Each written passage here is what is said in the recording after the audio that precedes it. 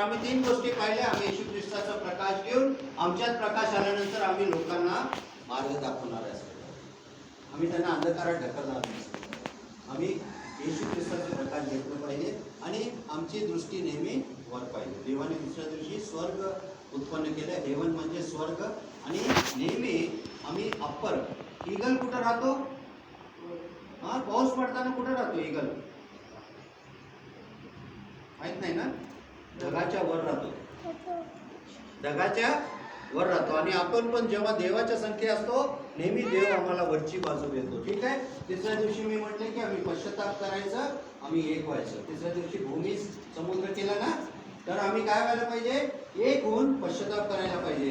याची चाळी करू नये, त्याची चाळी करू नये, त्याला चोंटा घेऊ नये, त्याला लाथ मारू नये. आम्ही सांभाळून राहायला पाहिजे, कारण लोक आम्हाला पाहत आहेत. आम्ही येशू ख्रिस्ताची मुलं आहोत ना, सैतानाची पण मुलं आहोत ना आपण. थोडं कधी कधी मनाने नाही ना, तर तसं आम्ही पूर्ण हृदयाने आम्ही देवावर विश्वास ठेवला पाहिजे. आणि चौथ्याच दिवशी आम्ही देवाचं वचन वाचलं पाहिजे. जुना करार, नवीन करार आणि देवाचे वचन.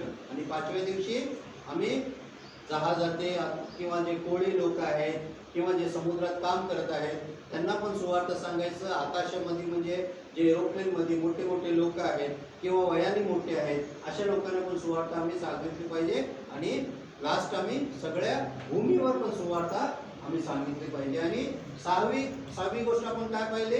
आम्ही दुष्ट लोकांना पण एकदा सुवार्थ सांगायला पाहिजे. येशू ख्रिस्ताचा जन्म झाला, येशू ख्रिस्त माझ्यासाठी आला, माझ्यासाठी मारला गेला, माझ्यासाठी गाडला गेला.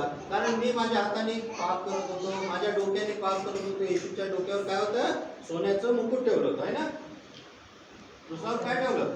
काट्याचं मुकुट ठेवलं. मला वाटलं सोन्याचं मुकुट ठेवलं होतं. आणि त्याला त्याच्या हातात चांगले चांगले फुलं घातले होते, आहे का नाही?